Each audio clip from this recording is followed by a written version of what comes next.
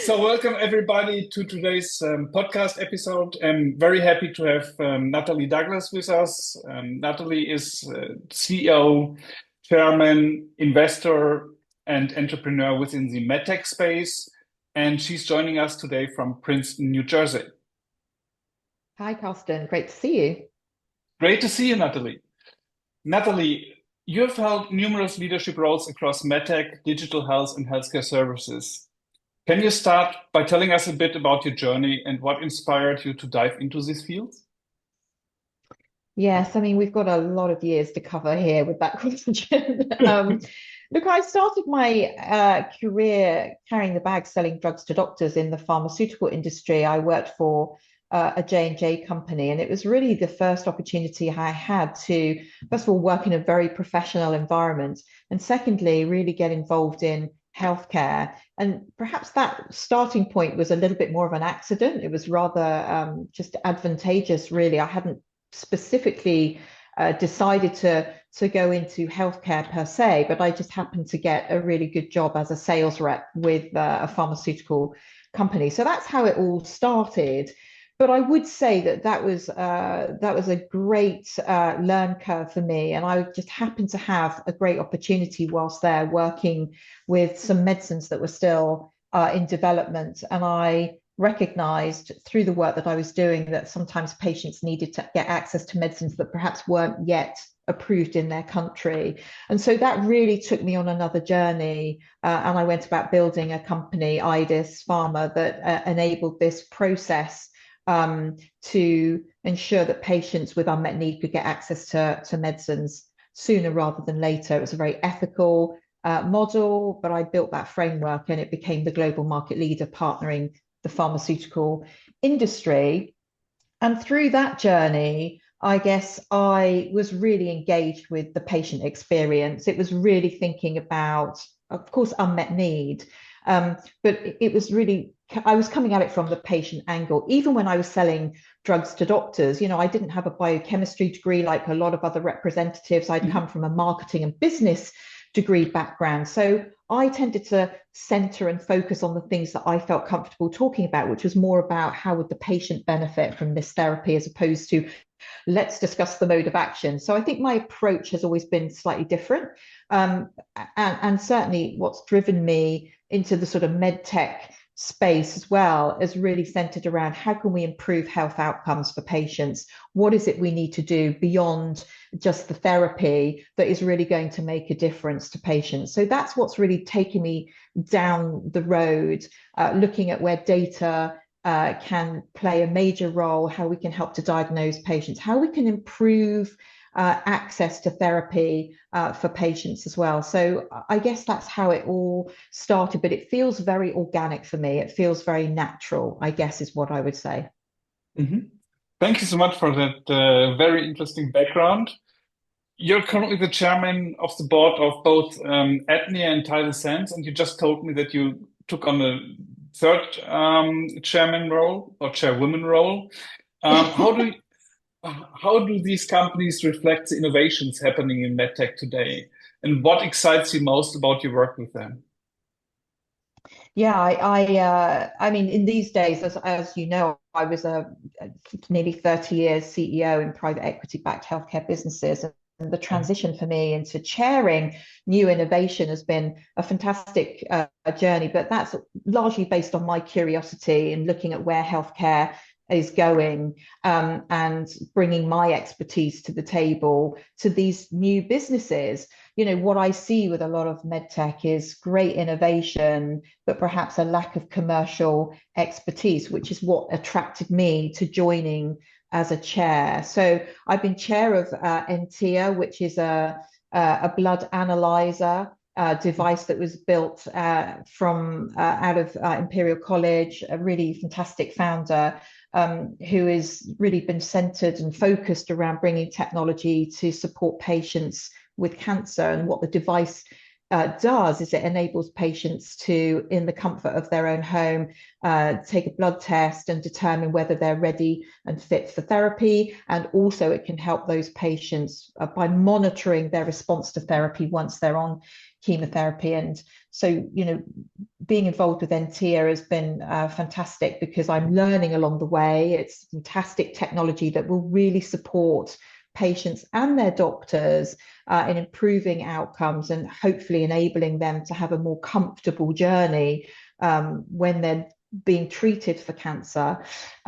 Also, when I look at Tidal Sense, it's in the respiratory space. It's also fantastic technology that's been born out of the UK in Cambridge that will really revolutionize the way patients with COPD are diagnosed and also treated. So these are sort of great innovations. Both are very, NTIA has just got approval in the UK and we're just seeking approval across Europe at the moment for Tidal Sense. So for me, I'm in very early with these businesses. They've been going a few years and have secured venture capital to help them along their journey. And I've joined at a time when I can bring a lot of that commercial acumen and that business experience to the table to support these, young entrepreneurs, very smart people, scientists, doctors, engineers, but they're embarking on a journey that they've not been on before, which is bringing a new product, a new device to market. So that's what appeals to me.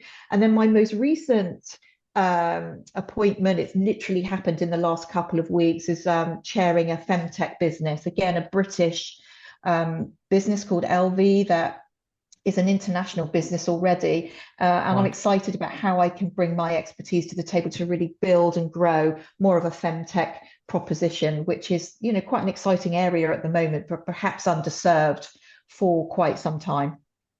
Perfect. So sounds like very exciting assignments you're there going on. Yeah, it's very exciting. Natalie, with your experience as both an investor and strategic advisor, what do you see as the most significant trends shaping the MedTech startups and innovation these days? What do I see? I mean, it's a really great question. I think over the last few years, we've seen just an enormous proliferation of new technologies coming to market. I think that also there's been a huge amount of investment in that space over probably the last decade, actually, maybe longer. But, my observations, having spent a lot of time or most of my career in the sort of pharma service side of the market, where there's been tremendous interest in investment opportunities. I think perhaps now I'm seeing a lot more interest in MedTech, particularly from sort of later stage VCs and earlier stage private equity. So I'm starting to see the behavior of investors change somewhat. I think that, I think it's exciting. I think what I've also seen, though, is a lot of innovation that has been invested in over the last few years without really without those businesses fully figuring out what the commercial route to market is or even product market fit. So I think at the moment what I'm seeing is a sort of maybe a standardization or a normalization perhaps of investment thesis as it relates to MedTech in particular. I think over the last few years, particularly through the pandemic, I did a lot of due diligence, and I was quite surprised actually with some of the models I was looking at. I would be asking questions like, where's the EBITDA, or when is the EBITDA? And what I was seeing with investors is, frankly, to praise you here, frankly, they weren't particularly worried about that. They were really thinking more about capturing market early, looking at recurring revenue, which of course I understand still makes sense. But I think what we're seeing now, to my point about normalization, is investors starting to think more carefully about where that profitability is going to come from. And I think that's sensible, frankly. Maybe I'm old school, but some of that experience over the years in building and running companies, you learn that you've got to prepare for the bumps in the road. And I think some of these MedTech companies haven't thought about that because it's been a little bit it's been a bit of an easy journey for some of them, which might sound really harsh. but I do think investment is harder to come by right now. And I think in some respects, that's a good thing. In the long run, that's a good thing, because we're going to see better quality businesses coming to market, and we're going to see the right level of investment at the right time, because of course there's lots of milestones and lots of gates that these businesses have to go through. And I think some of those investment stages don't always marry with when actually the business needs the money. And I guess that's how I see it. I don't know if that answers your question. It's a good Absolutely. question. I think there's a lot of elements to it. Yeah, I mean, it absolutely does, and I don't think it's old school. I mean, I started my career actually when the internet bubble was at full speed, and I saw it bursting, and what happened there, and so I think that obstacles are there, that the hurdles are relevant, and people care about EBITDA and where does the EBITDA come from. Absolutely is essential. Natalie, in this context also, these days everybody is talking about AI and the influence of AI, especially in MedTech.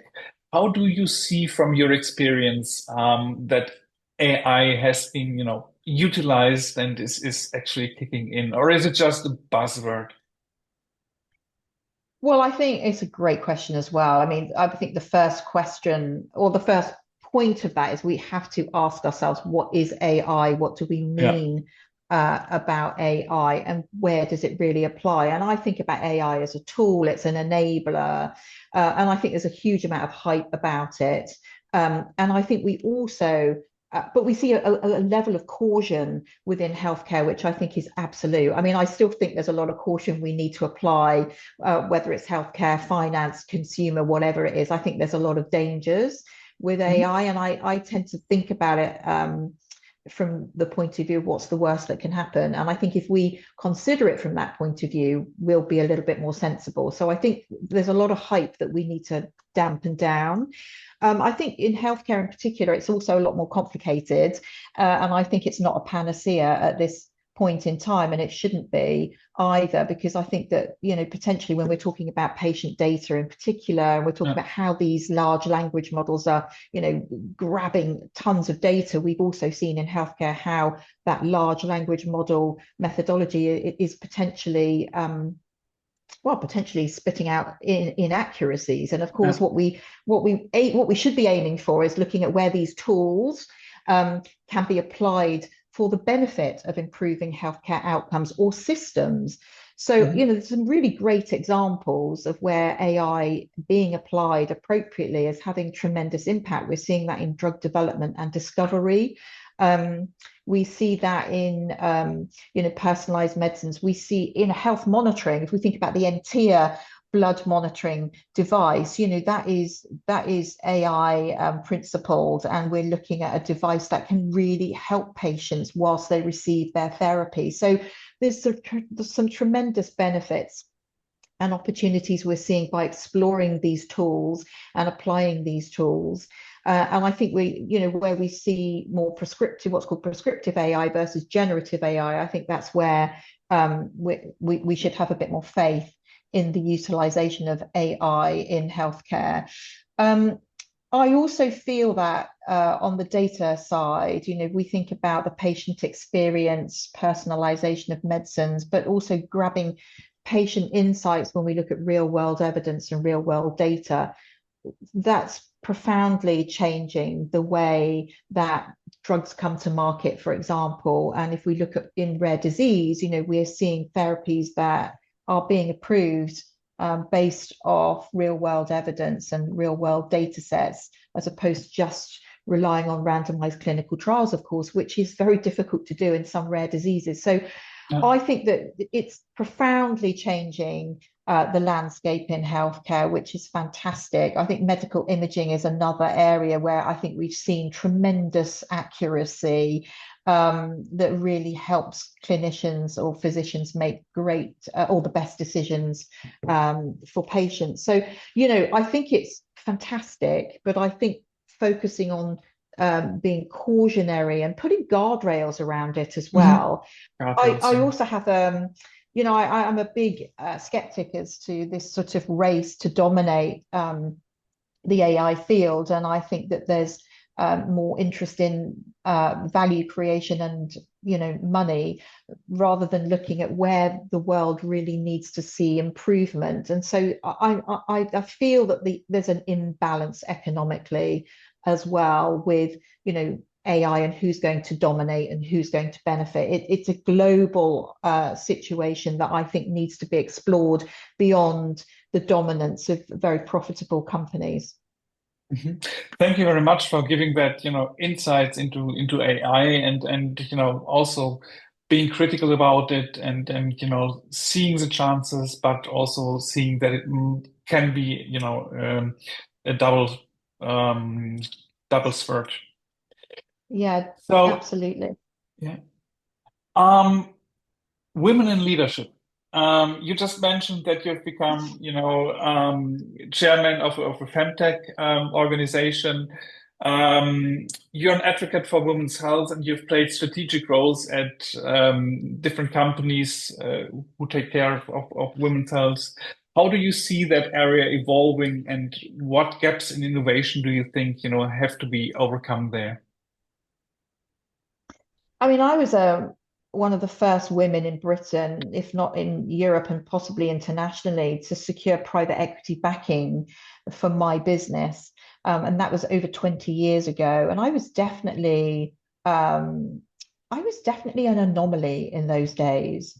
And so when I look at where we are today, even though there's a lot of argument to suggest that there's still a lack of investment in female-led businesses, my view would be that we've come an awful long way in 20 years compared to where I was. Yeah. I have to say as well, when I was raising capital for my business, I didn't really think about being a woman. It didn't really occur to me. And it didn't really occur to me, even standing in a room dominated by men. Every investor I spoke to, every panel was male, and I didn't meet a woman along the way unless it was the receptionist or the secretary, right? So I didn't really honestly think about it because I was very focused on my business, and that's probably the stance I take today, and it's the stance I would suggest to a lot of women as well. I mean, of course, it's challenging. It's challenging in healthcare, but it's challenging in other industries. And that doesn't mean that we shouldn't ignore some of those challenges. I think there is still unconscious bias, but it's our job as well to make it easier to reduce those biases or to eradicate them. I've seen huge shifts in the way that working practices operate that benefits both men and women. So I think we've got to be Mhm. realistic about what's possible and what's achievable without complaining too much, if I'm really honest with you. And some people might hate me for what I'm saying, but I'm looking at this over decades of business experience. Okay. What else do I see today? Of course, I'm an advocate for women in business, and I think that I'm an example to other women to demonstrate that building a business is possible, gaining private equity or venture capital is possible. And I think that, but what goes along with that is having a really good business model and focusing on the business rather than the gender disparity or the gender Yeah. difference. I mean, of course, we can all laugh about the fact that if you're going out seeking investment and you're talking about women's problems, lady parts, all of that kind of stuff, we laugh about that. But, I was selling drugs to doctors and I had to talk about body parts to men all the time. So I'm not really fazed by that. And I don't think many men are fazed by that today. I sit Mhm. on the board, I've joined a FEMTECH. The board is very well balanced between men and women. The management team, very well balanced between men and women. And so I think it's changed tremendously, and certainly in the last decade, in my experience. But of course, I'm always very happy to support women in business. I also mentor a lot of men, actually. A lot of Well, senior men have challenges in their career, which has been quite eye-opening for me. So I actually mentor a lot of men, and I would also say that becoming chair of several boards, whilst I think there's been some positive approaches to encourage finding a woman. What's also important is finding a woman with the right experience. So they marry. I don't want to be hired because I'm female. I want to be hired because I'm the best person for the job. Mhm. Thank you. Thank you so much for that very, open and honest statement. And yeah, you're certainly an advocate for, women in leadership. Thank you so much for sharing that. The Harvard experience and lifelong learning. What I forgot when introducing you is that you're an active, very active Harvard alumni. Um, so how did your time at Harvard influence your approach to leadership and entrepreneurship? I mean, Harvard is known for leadership and entrepreneurship, and which impact did it have, on your career? Well, to be clear, I didn't go to Harvard as a full-time student. I was an online learning student, so I had to fit it into everything else I was doing. But I think, first of all, I was looking for a course that had a very, a high standard of learning and education. So that was perhaps the goal or the most important goal for me. But it was also the courses that I chose to take.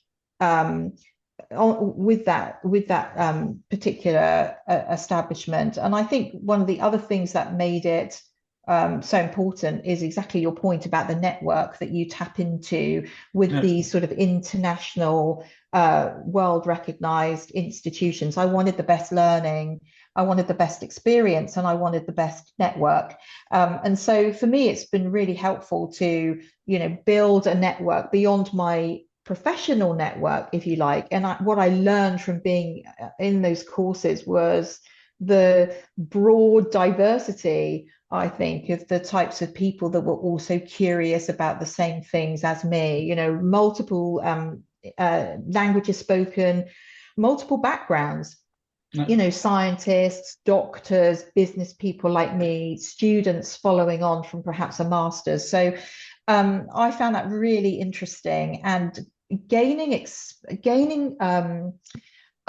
insights from that sort of diverse range of people was super, super interesting. It really opened my mind. And certainly having been in business a long time, understanding what millennials might be thinking about or what's most important to those who are practicing doctors, for example, super, super interesting. So I felt that it really enhanced my learning. And it's great to be able to keep in touch with those people and also keep in touch with what's going on with that institution. I was actually looking at another course last night. I was thinking, am I going to be able to fit this in? It was actually a course about AI and healthcare. Okay.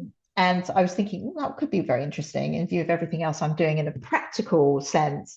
The question is, am I going to find the time to do it? Because if you're working as well, trying to fit this in, it's sort of quite intense doing it, in the evenings.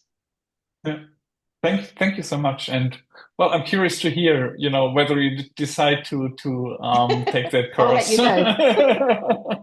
I'll let you know as soon as I've got time. Absolutely. Thank you so much.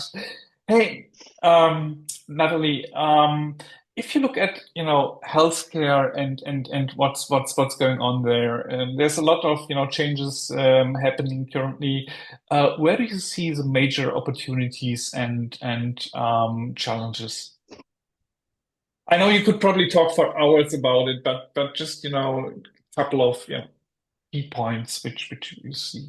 I think there's a couple of things. I think because there's so much innovation going on at the moment, AI, MedTech, diagnostic tools, I think that what the biggest challenge at the moment is the adoption of new technology and how you fit that into health systems that are frankly stressed all over the world. I mean, it's a huge transition, huge transformation.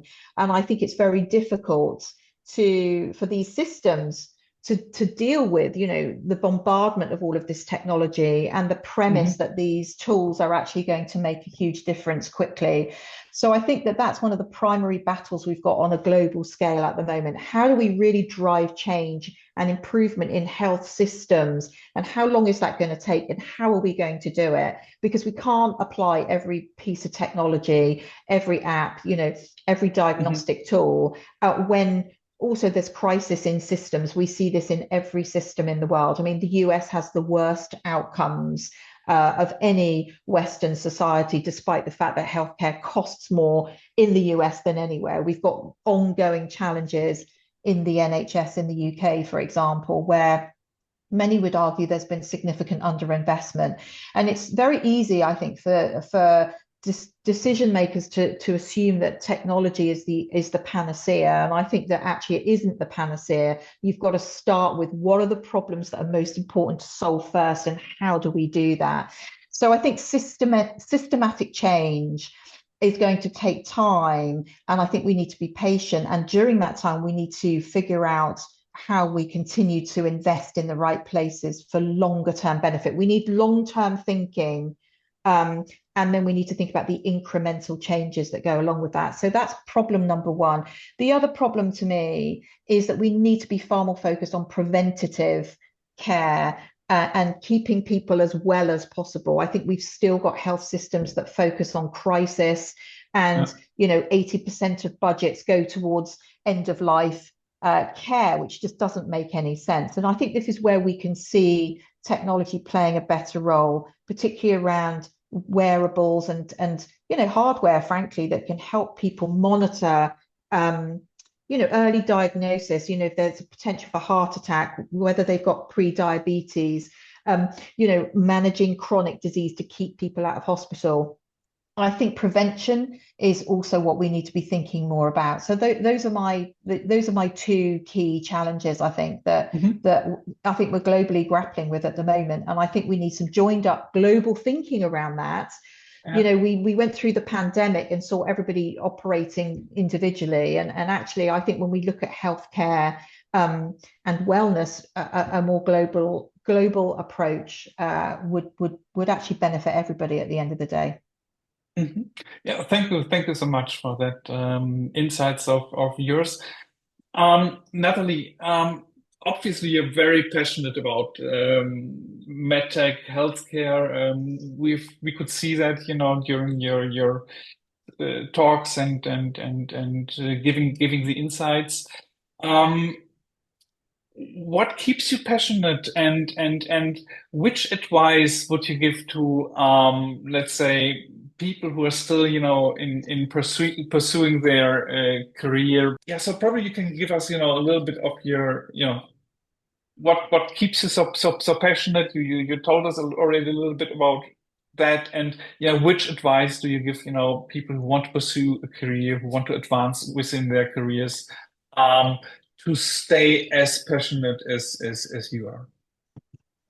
I think what keeps me passionate, I started my career in healthcare, and the longer I'm in healthcare, the longer I feel both concerned but determined to improve the patient experience and to improve outcomes. I spent a lot of years of my career in the rare disease space, and when you see how families are impacted by not having a diagnosis or not having a therapy, and the impact rare disease can have on families, it's incredible. I don't know how a lot of people cope with that. So those are the sort of scenarios that stay with me. I lost my sister to cancer. My youngest sister had cancer. She died within 12 months of her diagnosis. And, so personal experience, I think a lot of the time personal experience plays into this, in keeping you committed and passionate about wanting to change the situation for others that come behind. I think, starting my career in healthcare, I was seeing patients in clinics with HIV, and at that stage there was no cure. There was no way of keeping those patients alive, and sort of we've seen tremendous advances for patients with HIV. So I guess I've seen how being passionate about making a difference, making change, does drive change. So I guess I'm just really that keeps me passionate, and I guess it's the same principles for those who are exploring healthcare as a career. It's being personally engaged, something that really gets you in the heart or gets you in your soul, is what drives you, because it's hard, right? Healthcare transformation is super hard. And it's not an easy journey, and sometimes it can be an incredibly emotional journey as well. So you have to be pretty resilient. But I think if you're the sort of person that wants to make a difference, healthcare is for you. And if you've got some of that resilience, creativity, and curiosity, then I believe you're going to make change happen. I certainly feel that I've had an impact on people's lives, and that's what keeps me inspired. Thank you so much. That are, great words, and I think it's a great advice for everybody. And hey, thank you so much that you were my guest today. And yeah, I'm happy that we, will continue our conversation, and probably if some, of the listeners will come up with some questions, probably we can discuss that afterwards. I'm very happy to join you. Thank you so much for the opportunity, Carsten, and I'd be very happy to continue the conversation if you do have any questions. Thanks so much. Thank you so much. Thanks.